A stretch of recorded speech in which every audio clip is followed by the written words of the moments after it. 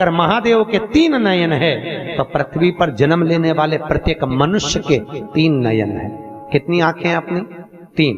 एक नेत्र ये जिससे अपन अपनी अच्छाई देखते हैं, दूसरा नेत्र ये जिससे अपन अपने परिवार की अच्छाई देखते हैं, और तीसरा नेत्र हर व्यक्ति का यहाँ होता है जिससे हर एक व्यक्ति की वो बुराई ढूंढा करता है। ये उसका तीसरा नेत्र है, बुराई ढूंढने वाला, उससे बुराई ढूंढ रहा है, केवल बुरा देख रहा है, केवल अच्छा नहीं देख रहा, उसका वो तीसरा नेत्र। भगवान शंकर के तीसरे नेत्र द्वारा कामदेव जलकर भस्म हुए। आम के पल्लव में कामदेव छुपे हुए थे। काय में छुपे? आम के पल्लव में। हिंदू धर्म में बंदरवाल कितनी तरह की होती है? 4 तरह की बंदरवाल हिंदू धर्म में होती है। पहले नंबर की बंदरवाल आम के पत्ते की, जो पूर्णिमा के दिन लगाई जाती है लक्ष्मी की वृद्धि के लिए। दूसरे नंबर की बंदरवाल पीपल के पत्ते की, जो अमावस्या के 1 दिन पहले लगाई जाती है और अमावस्या के दूसरे दिन निकालकर रोड पर फेंकी जाती है, वो पितरों की शांति के लिए लगाई जाती है। तीसरे नंबर की बंदरवाल नीम की होती है, जो चैत्र के महीने में 1 महीने तक रोज लगाई जाती है। चौथी बंदरवाल, ये चैत्र के महीने में जो बंदरवाल लगाई जाती है, ये रोग समाप्ति के लिए लगाई जाती है। चौथे नंबर की बंदरवाल आम के पत्ते और पीपल के पत्ते की होती है, जो घर में समृद्धि और लक्ष्मी के लिए लगाई जाती है। यह 4 तरह की बंदरवाल हमारे हिंदू धर्म में लगाई जाती है। कितने तरह की बंदरवाल? 4।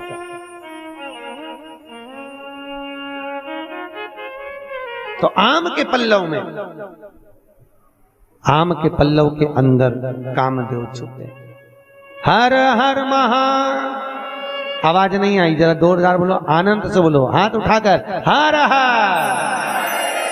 भगवान शिव ओगड़ी दयालु दातार आम के पल्लव में कामदेव छुपे, तीसरे नेत्र द्वारा जलकर भस्म हुए।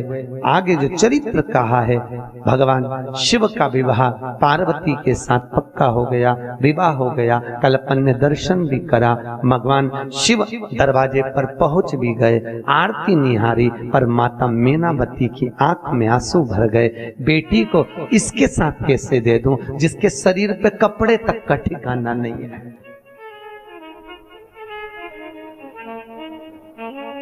शरीर पे कपड़े ही नहीं है, कैसे? शिव तो ठेरे कैलाशी, हरि गोरा पछताओ, बूढ़े जोगी के संग में तुम कैसे रहे पाओ।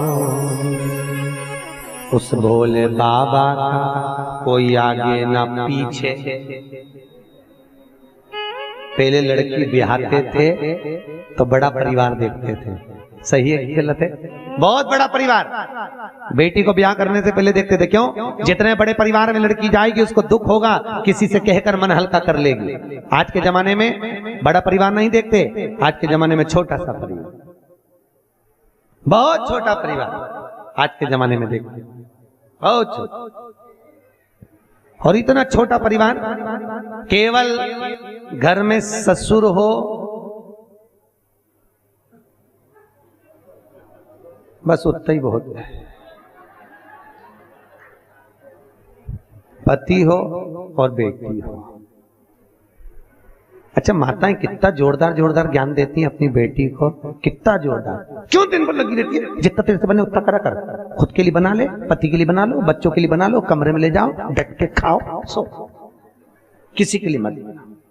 अगर जो आपने अपनी बेटी को ज्ञान दिया है वो आपकी बहू करे तो कैसा लगे? ईमानदारी से बोलो, अरे बोलो तो।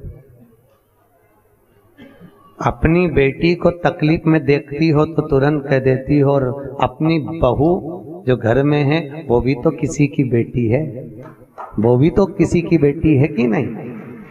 अरे बोलो तो, सही है कि गलत है? तो जैसा व्यवहार आप अपनी बेटियों के लिए रखे हो, वैसा व्यवहार अपनी बहुओं के प्रति भी रखिए।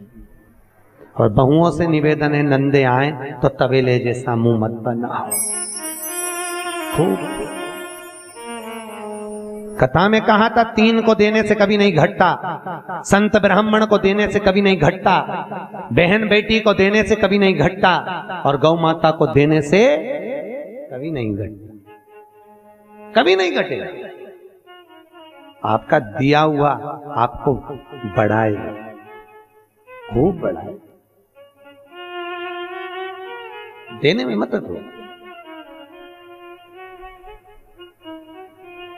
देखो बहन बेटियां, कई माताएं कहती हैं, देखो संकट सोमवार की कथा में लिखा है, शिव महापुराण में लिखा हुआ है, 16 सोमवार कोई करता है इधर, संकट सोमवार करते हैं लोग।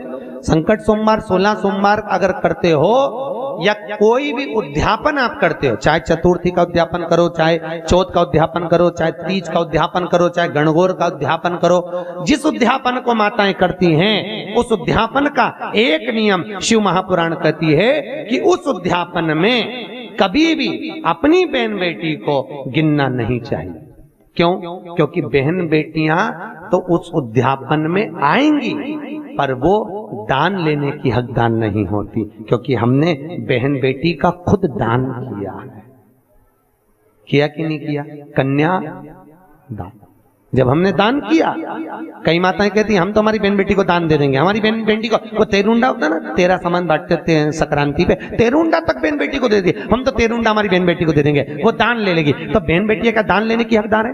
आप बहन बेटियां बैठी हो, ईमानदारी से बोला, आप मायके से दान देती हो क्या?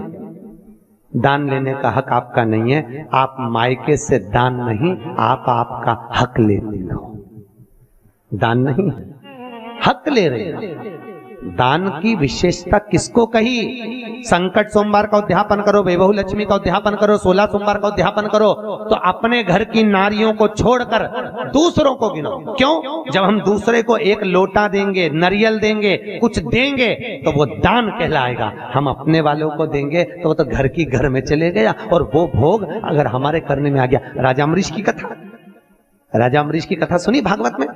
एक गाय का दान राजा अम्बरीश ने दे दिया, वो गौ माता चली गई ब्राह्मण के साथ, ब्राह्मण ने उसको बांधा, वो गाय खूंटा तोड़ के राजा अम्बरीश के यहाँ चली गई गौशाला में। जब गौशाला में गई, राजा अम्बरीश ने दूध निकलवाया गायों का, वो दूध, उस गाय का दूध भी उसमें मिल गया, और राजा अम्बरीश ने पी लिया, तो उसको कबूतर की योनि में जाना पड़ा।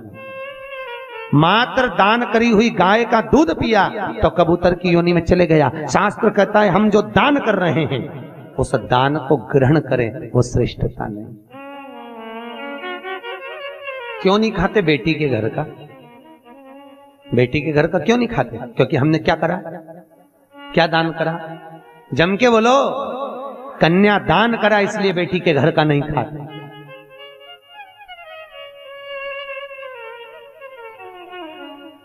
भैया नीरज भैया, कई जगह हम भंडारों में जाते हैं तो वहां लोग कहते हैं हमारी तरफ से भंडारे में 1 पीपा घी का दान। क्या बोलते हैं? 1 पीपा घी का दान। अब जिस सेठ जी ने 1 पीपा घी का दान करा है, विष्णु पुराण शिव पुराण कहती है उस घी की नुक्ती, बूंदी, हलवा, पूड़ी कुछ मत खा लेना, क्योंकि तूने बोला है दान, और दान कर दिया और उसी का बनाया हुआ खा लिया तो नरक भोगना पड़ेगा। इसलिए हमारे यहाँ क्या कहते हैं, 1 पीपा घी भगवान के प्रसाद के लिए दिया। प्रसाद के लिए दिया तो तू भले अब नुक्ती घर में भर के ले जा, अब तू भले हलवा पूड़ी घर में भर के ले जा, क्योंकि प्रसाद तो ले सकते हो, पर जहां तुम्हारे मुख से निकल गया दान किया, मैंने 1 पीपा घी दान करा, मैंने 1 बोरी शक्कर दान करी, मैंने 1 बोरी गेहूं का दान करा, दान कर दिया, तो उसको भाग नहीं ग्रहण करना। राजा अम्बरीश ने गाय का दान देकर उसी गाय का दूध पी लिया तो नरक जैसा जीवन बीता, कबूतर की योनि में पड़ गया। बहुत सोच समझ के दान करना पड़ता है, बहुत सोच समझ के बोलना पड़ता है। मीटिंग में बैठते हैं तो लोग कह देते हैं हमारी तरफ से लिख लो 1 पीपा घी का दान, 1 पीपा तेल का दान। अरे भैया दान करा है तो भंडारे में खाने मत जाना भूल से भी। दान की परिभाषा क्या है? दान कहते किसको? सबसे प्रबल दान कौन सा होता है? सबसे प्रबल दान कौन सा? बोलो तो। अव्रत दान। कौन सा दान? अव्रत। अव्रत दान मालूम है कौन सा होता है? जब घर के बहू के घर में डिलीवरी हो रही हो और बच्चा होने के बाद, चाहे लड़का हो चाहे लड़की हो, उसका नाल कटे, उससे पहले जो दान दिया जाए, भले एक मुट्ठी चावल दे दो चाहे एक मुट्ठी गेहूं दे दो, नाल कटने से पहले, बस वो दान अमर दान कहलाता है, वो कभी छिन्न नहीं हो सकता। उसको कहते अव्रत दान। उस दान की कोई परिभाषा ही नहीं है, वो दान प्रबल दान है, उस दान की प्रखरता, उस दान की श्रेष्ठता, अव्रत दान। अब कहोगे महाराज जी सूतक लगे, सूतक कब लगता है, वो सुआ कब लगता है? जब नाल कट जाए तब। नाल कटने से पहले सुआ नहीं लगता, इसलिए दान कर सकते हो। सुआ कब लगेगा? जब नाल कट जाएगी तब।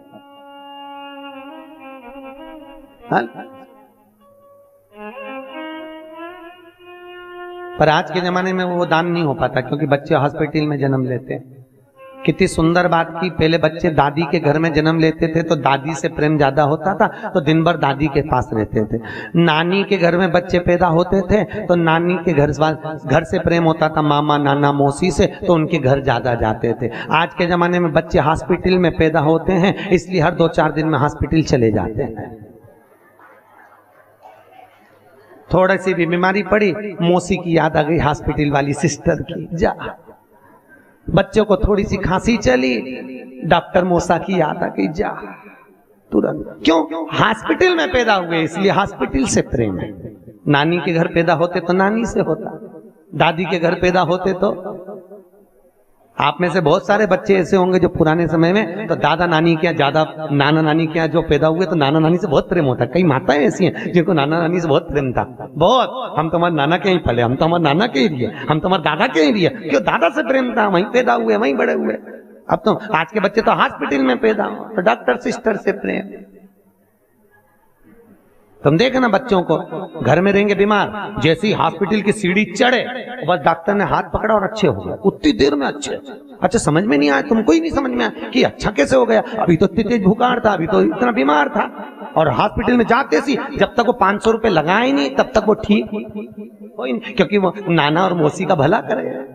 500 रुपए दो हमारे मामा जी को, इसने फिर वही वाली बात आ गई, ये तो प्रेम की बात है रे ऊधो, बंदगी तेरे बस की। प्रेम जहां पर हो, वात्सल्यता जहां पर हो, भगवान शिव की कथा कह रही है, भगवान शंकर करुणा सागर की कथा कह रही है। माता पार्वती को मैनावती ने खूब समझाया, पर पार्वती जी नहीं मानी। पार्वती ने कहा, माँ जो किस्मत में होता है वही होगा, भाग्य को कोई पलट नहीं सकता। मैं विवाह करूंगी, शिव से करूंगी विवाह। हो पहले सारे डाकनी पिशाचनी चुड़ैल भूत भयंकर सब आए, शादी में भोजन की तैयारी हुई। यहाँ 33 करोड़ देवी देवता बैठ गए, यहाँ भूत चुड़ैल बैठ गए, किसी के 12 मुंह किसी के 14 मुंह बैठे। पंगत लगी, पत्तल लगी, इधर लगती है पंगत, पत्तल लगी, इधर पत्तल लगाई, इधर आए पत्तल लगाने वाले, एक के 12 मुंह थे। उससे पूछा कौन से मुंह से खाएगा, पत्तल कितनी धरूं? उसने कहा 12 थाली रख, 12 पत्तल। 12 पत्तल जानते हो ना? अरे बोलो तो, पत्तल 12 पत्तल रखी। और आगे गए, एक का मुंह आगे पीछे। उससे पूछा दादा तू कहां से खाएगा? उसने कहा 2 पत्तल रख, एक आगे एक पीछे। और आगे गए, उसका मुंह ही नहीं था, केवल गला ही गला। उससे पूछा तू कैसे खाएगा? तो के बाल्टी में लाता जा, गला में कूटता जा। परसगारी करने वालों के पसीने छूट गए, ऐसी बारात हमसे नहीं जिमाई जाए। सारे के सारे हिमालय राज के पास में गए। हिमालय राज से कहा महाराज ये बारात हमसे नहीं जिमा सकते, कोई के 12 पत्तल धरो, कोई के आगे धरो, कोई के पीछे धरो, कोई के गले में कूट दो, कैसे जिमा? हिमालय राज ने कहा ब्याह नारद जी ने पक्का कराया, उसको पकड़ो। लड़का लड़की के बीच में एक होता नारद, उसकी आफत, उसको पकड़ा। नारद जी क्या करें? नारद जी कहले बोले चिंता मत करो, जैसे देवता बैठ के जिम रहे ना, हाँ उनको बैठ के जिमा। अब इनका क्या करें? भूत चुड़ैलों का कुछ मत करो, यहां से वहां तक बर्तन भर भर के रख दो और इनके हाथ में एक एक प्लेट एक एक चम्मच दे दो। और जैसे गाय को खूंटा से छोड़े, इनको पूरे खले में छोड़ दो और चरने दो। इतने में इंद्रदेव ने ब्रह्मा जी से पूछा, प्रभु देवता बैठ के जीम रहे, इनके जीमने का नाम तो पंगत है, पर ये भूत चुड़ैल खड़े खड़े खा रहे, इनके खाने का क्या नाम है? ब्रह्मा जी बोले, इसको कलयुग में बफेट कहेंगे, इसी को कलयुग में बफेट कहेंगे।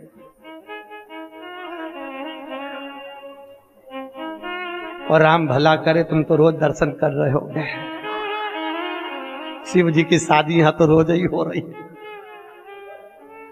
और तुम देखना बफेट में बड़े बड़े लोग ना जाने काका का रूप धर के आए, भगवान जाने, यहां से कत्थई, यहां से नीली, यहां की बिंदी यहां चिपकाई आई, और भगवान भला करे ऐसा बाल, उसमें ऐसे बाल निकल रहे हैं। एक जगह पूना कथा करने गए, मंगलवार पेट में कथा थी, और राजस्थानी महिला मंडल कथा कराई है, राजस्थानी महिला मंडल कथा कराई। अब उन्होंने आखिरी में भोजन रखा, एक गुड़िया ऐसे बाल करके आ गई, हमारे मुंह से निकल गया, दमदमी माता को प्रणाम। उसने कहा, गुरु जी ये क्या है? हमने कहा कुछ नहीं जी, जी कथा में आएगी तो मालूम पड़े, ये माता भी है। अच्छा समझ में नहीं आई इतना, अच्छा इतनी लिपस्टिक इतनी लाली लगा के रखे भगवान, खाए कैसे मैं समझ। अच्छा कहीं का बोले तो बोल भी नहीं सके, जी जी कैसी है, क्योंकि बोले तो दांत में चिपक जाए, बोले कहां से। अच्छा वो गुलाब जामुन इतनी बड़ी तो उसको भी 2-3 बार काट के खाए, क्यों? क्योंकि होठ में लिपस्टिक और मुंह भी पूरा, फिर उंगली का हर हर। और साथ में वो बफेट में, पहले तो घर के लोग भोजन देते थे साहब बफेट में, अग्रवाल जी पहले घर के लोग खड़े होते थे भोजन देने के लिए बफेट में, आजकल बेटर खड़े होते हैं, नौकर खड़े होते हैं, और बड़े बड़े घर की सेठानियां, करोड़पति जिनके नौकर काम करें, बड़े बड़े घर की सेठानियां, हीरे की चूड़ी पहनने वाली भी, एक दे दे भैया, अच्छे अच्छे पैसे वाले भीख मांगे, भैया भैया दे दे। बड़े बड़े घर की सेठानियां थाली लेके मांगती फिरे, एक एक वेटर से दे दे। सबसे ज्यादा आनंद आए वो ऐसे पानी फोड़ते ना, हैदराबाद में था, हाँ पानी पूरी, उसको हैदराबाद में कहते गुपचुप। हमने कहा गुपचुप इसलिए बोलते जैसे ही मुंह में गुप्त आदमी चुप, इसीलिए बोले थे। अब बोले से तो कहा रहे, सबसे ज्यादा आनंद आया उसी में, वो दोना पकड़ा दे कटोरी, तुम देखना ये तो भिखारियों ने कटोरा लेके नहीं चला ऐसे, भैया भैया भैया, वो तो याद है मांगे, अरे बाबा देव तो कहा भैया, शिव पुराण कह रही है बैठ कर भोजन करो, प्रेम से भोजन करो, भोजन करते समय जल्दी ना करिए। आसन लगाकर जब व्यक्ति भोजन करता है तो घुटना, कमर, पीठ, सिर, इन सब का दर्द धीरे धीरे चला जाता है। खड़े खड़े भोजन करने में श्रेष्ठता नहीं, जो बैठकर भोजन करने में। बैठो भोजन, सुंदर भोजन हुआ, भोलेनाथ जी के विवाह का सुंदर आनंद हुआ। पार्वती मैया विदा होने लगी हैं, हिमालय राज की आंख में आंसू भर गए। शास्त्र कहता है बेटी की विदाई में जितनी मां नहीं रोती, कल कथा में कहा था, उतना पिता रोता है। हिमालय राज भी रोए, विदा किया, बेटी को ज्ञान उपदेश दिया, समझाया। पहले के जमाने में बेटी को विदा करने से पहले घर की सुहागन माताएं उसको ज्ञान देती थी, देती थी कि नहीं देती थी, कि बेटी ससुराल में रहियो तो चांद बन के, बेटी ससुराल में चांद बन कर रहना, ओ बेटी ससुराल में रहियो तो चांद बन के। हीरा और पन्ना की दुकान बन के, बेटी हीरा और पन्ना की दुकान बन के, बेटी ससुराल में रहियो तो चांद बन के। क्या कहा माता मीनावती ने? क्या बनकर रहना? चांद। और क्या बनकर? हीरे और पन्ने की दुकान। मीनावती ने पान की दुकान नहीं बोला। क्यों? पान की दुकान चारों तरफ से खुली होती है और हीरा पन्ना की दुकान चारों तरफ से बंदी और ढकी होती है। हीरा और पन्ना की दुकान बन के बेटी ससुराल में रहियो तू चांद बन के। सास ससुर जो पहले जागे तू पहले जग जइयो। बेटी बोलो, सास ससुर जो पहले जागे तू पहले जग जइयो। हीरा और पन्ना की दुकान बन के बेटी ससुराल में रहियो तू चांद बन। ज्ञान दिया बेटी, ससुराल में चांद बन कर रे, हीरे पन्ने की दुकान बन कर रे। और सुन, सास ससुर पहले जागे तो तू बोलो तो पहले जग जा। मेरा निवेदन केवल इतना है, अपनी प्रवृत्ति को, अपनी सोच को, अपने कर्म को थोड़ा थोड़ा बदलें। हम बदलेंगे, युग बदले, थोड़ा सा बदलो बस, बहुत। माता पार्वती विदा हुई, नंदी पर चढ़कर कैलाश पर्वत पर जब पहुंची, माता पार्वती ने शिव की आराधना में लीनता रखी। शिव की आराधना जो शंकर भगवान को प्रिय है, माता पार्वती ने वही कर्म किया। ये धर्म पत्नी का सबसे पहला लक्षण होना चाहिए कि पति को परिवार में जो प्रियता हो वही कर्म किया, वही कर्म। अप्रियता से नहीं। पहले और अब में तो बहुत अंतर हो गया। पहले पति भोजन करता था तो पत्नी ऐसा पंखा झेलती थी। आज के जमाने में पति के झेल ले वही बहुत बड़ी बात है। पंखा तो जाने दे, पति जो बोलता है वही बात झेलना बड़ा कठिन काम है। पति तो कहता है अच्छे से रहो, मर्यादा में रहो, प्रेम से रहो, स्नेह में रहो। क्या जाता है? कुछ जाता है क्या? कुछ भी नहीं। प्रेम वश रही है। वाणी ऐसी बोलिए जो मन का आपा खोए। पर आज के जमाने में लोग वाणी ऐसी बोलिए जो जम के झगड़ा होए, पर उससे मत बोलिए जो तुमसे तगड़ा होए। बोलो, मिठास से परिपूर्ण बोलिए, प्रेम से परिपूर्ण बोलिए। घर में विवाद नहीं, प्रेम बढ़े। जिसके घर में बहुत क्लेश होता हो, अशांति रहती हो, जरा जरा सी बात में तन्नफन होता हो। शंकर जी के ऊपर एक जलाधारी रहती है, देखिए आपने। उस जलाधारी में एक बेलपत्री लो, उस बेलपत्री की डंडी को जलाधारी में लगा दीजिए और एक लोटा पानी अपना नाम और गोत्र बोलकर उस पानी को डाल दीजिए। अपने आप सोमवार की सोमवार करोगे, 5 सोमवार में घर में शांति हो जाती है। जिंदगी में कभी सास बहू की लड़ाई नहीं होती, जिंदगी में कभी नहीं हो सकती। देवरानी जेठानी में प्रेम बढ़ता है, आपस में प्रेम बढ़ने लगता है। भगवान शिव आनंद से निवास करे। तारकासुर को मारने के लिए शिव पार्वती का विवाह करा था। समय आया, भगवान शंकर के यहाँ आनंद सुख से भगवान शिव ने देखा तारकासुर का संहार करना है, तो भगवान शिव का तेज पुंज लेकर अग्नि देवता ने उस तेज पुंज को ले जाकर मां गंगा में विसर्जित कर दिया। जब माता गंगा की गोद में शिव जी का तेज पुंज गया तो माता पार्वती को क्रोध आ गया कि भगवान शिव के गर्भ को मैं धारण करती, पर शंकर भगवान का तेज पुंज मां गंगा में गया है। इसलिए हे अग्नि नारायण, हे अग्नि देव, हे सूर्य देव, तुमने मेरे पति के तेज भाव को गंगा में प्रवाहित करा, तुम्हें कबूतर की योनि हो। गंगा मैया की धारा से भगवान शंकर के तेज पुंज स्वरूप 6 बालक प्रकट हुए। कितने बालक? 6। उन 6 बालक को माता गंगा ने कृतिकाओं को दे दिया, संतों की पत्नी, ऋषियों की पत्नी।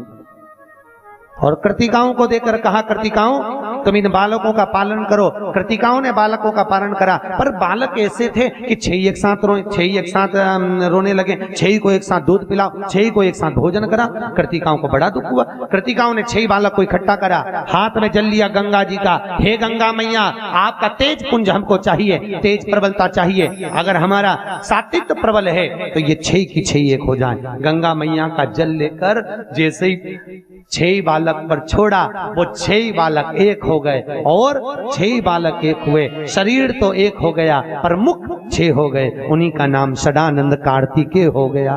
बोल कार्तिकेय महाराज की। षडानंद कार्तिकेय जी से कहा, भगवान भोलेनाथ बोले जाओ कार्तिकेय, तारकासुर का संहार कर करा, तारकासुर का वध करो। जाइए।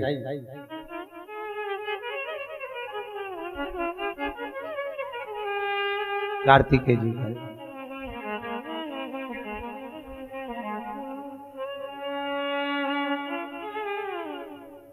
कार्तिकेय बाबा पहुंचे। तारकासुर को मारने के लिए जब कार्तिकेय गए, तारकासुर का संहार कार्तिकेय ने करा।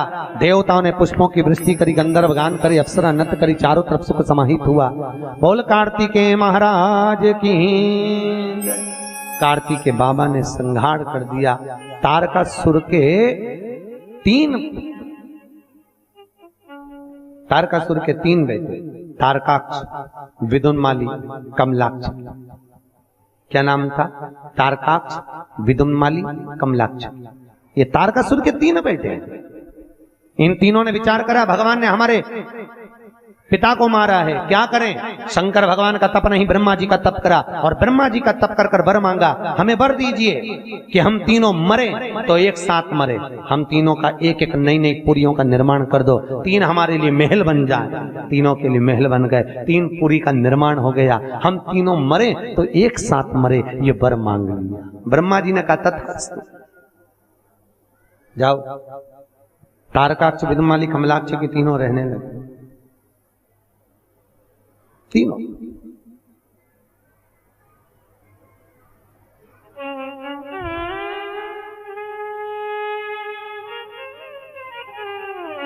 अब तीनों निवास करे। समय आया, आज भगवान भोलेनाथ के पास में देवताओं ने जाकर विनती करी, हे भोलेनाथ, हे त्रिकालदर्शी, हे कैलाशी अविनाशी, हे शंकर, हे करुणा सागर, हे भोलेनाथ, हे त्रिकालदर्शी, प्रभु करुणा करिए। नमामि शनीशा।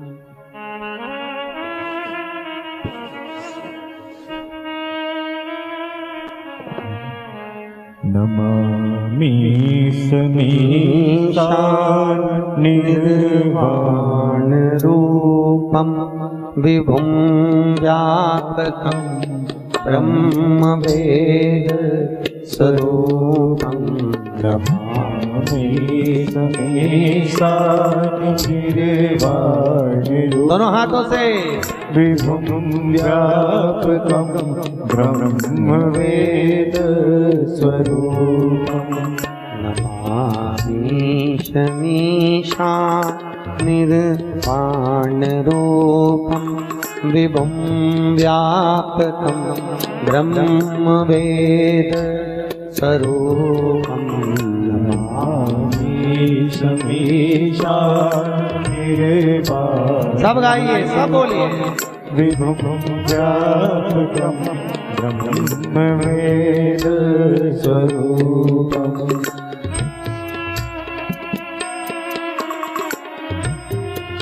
33 करोड़ देवी देवता भगवान शिव की आराधना करते हैं।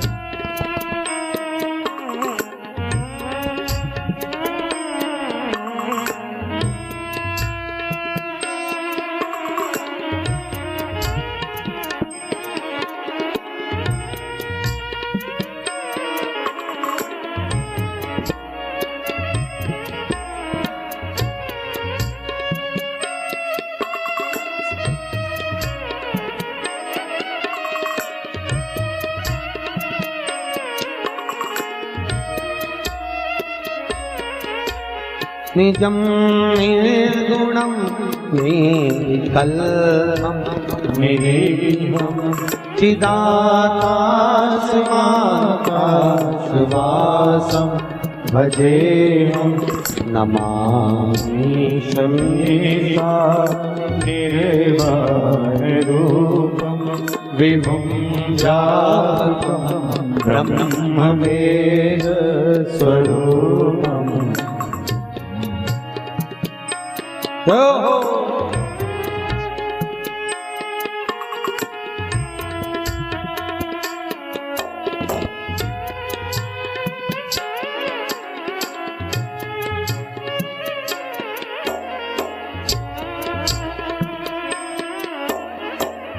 ताली शिव की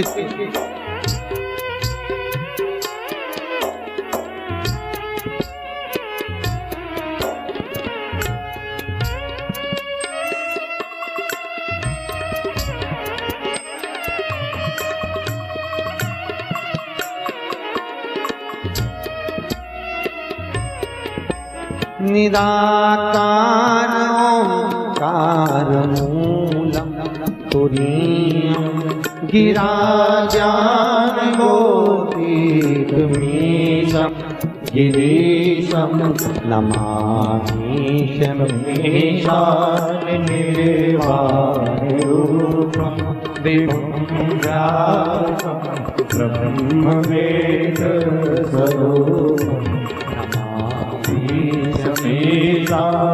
निर्वाणरूपं विभुं व्यापकं ब्रह्मवेदस्वरूपम् करालं महाकाल कालं कृपालं गुणागार संसार पारं नतोऽहं नमामि शमीशान निर्वाणरूपं विभुं व्यापकं ब्रह्मवेदस्वरूपम्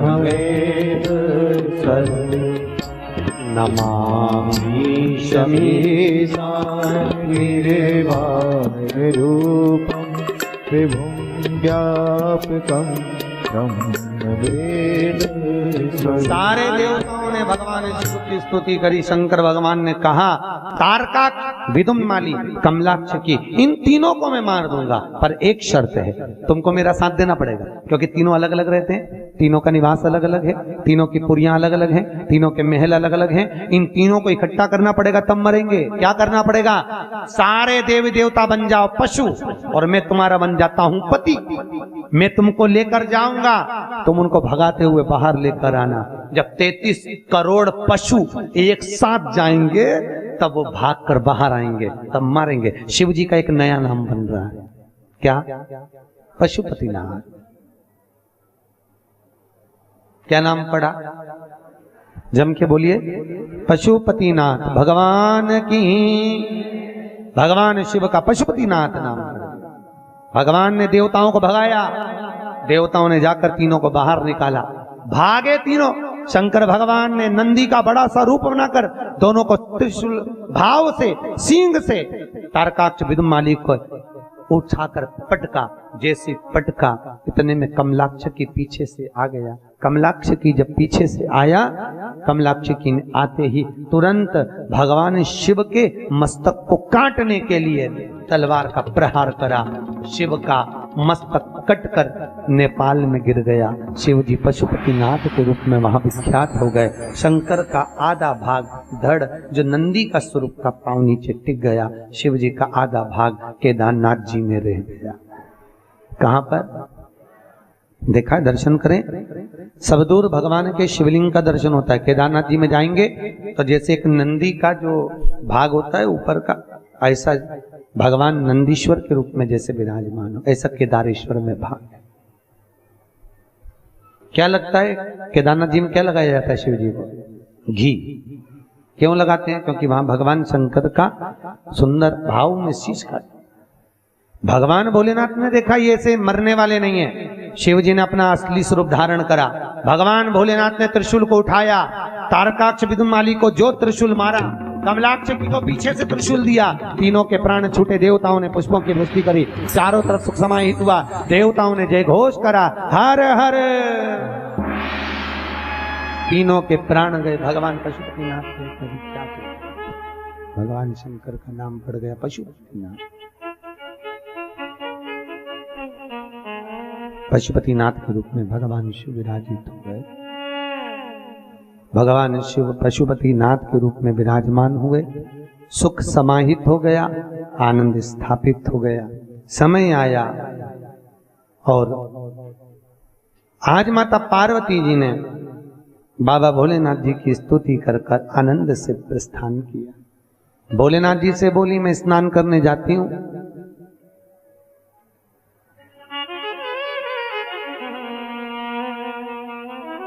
प्रभु अभी आती हूं। माता जगत जननी जगदम्बा स्नान करने के लिए गई। तन पर उपटन धारण करा, उपटन को निकाला। पार्वती जी ने एक पुतला तैयार करा और पार्वती मैया ने जैसे ही पुतला तैयार करा, पुतले को तैयार करते ही इतने में एक सखी ने कहा, पार्वती कितना सुंदर बालक लग रहा है, अगर इसमें प्राण जाए तो। पार्वती जी बोली, इसमें कौन सी बड़ी बात है, अभी प्राण जाने। माता जगत जननी जगदम्बा ने हाथ में जल लिया, शिव का स्तमन करा, स्मरण कर जल छोड़ा। जैसे जल छोड़ा, जल छोड़ते ही बालक में प्राण आ गए। बालक ने कहा, माँ मेरा नाम क्या है? माँ ने कहा, तेरा नाम विनायक है। विनायक प्रगटे। माँ ने कहा, बेटा दरवाजे पर खड़े रहना, हम स्नान करने जा रहे हैं, किसी को आने मत देना। बाबा भोलेनाथ जी उसी समय पर आ गए। जैसे ही बाबा भोलेनाथ आए, विनायक ने रोक दिया, ए बाबा कहाँ जा रहे हो? बाबा नहीं माने, अंदर जाने लगे। बालक ने रोका। तो कौन है रे? बालक कहता है, मैं मेरी माँ का पुत्र। क्या नाम है? विनायक। क्या नाम तेरे पिता माँ का? ना माँ का नाम जानता हूं, ना पिता का नाम जानता हूं, मेरे को तो मेरी माँ ने प्रकट किया। अंदर जाने दो। नहीं जाने दिया, क्रोध आ गया।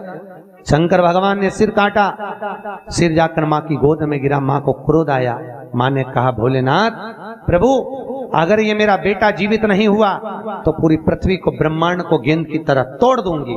तब भगवान भोलेनाथ ने गणों को भेजकर, जो माँ अपने बेटे से पीट कर कट सो रही हो, उस बच्चे का सिर काट कर लिया। और माँ के कहने पर, भगवान के कहने पर, एक हथनी अपने बच्चे से पीट कर कर सो रही थी, हाथी के बच्चे का सिर काट कर लिया है और उस सिर को लाकर शिव जी को दिया। भोलेनाथ जी ने वो सिर जोड़ दिया। भगवान सिर को जोड़े और वहीं पर श्री गणेश जी महाराज प्रकट हो रहे हैं। बोल गणेश जी महाराज की।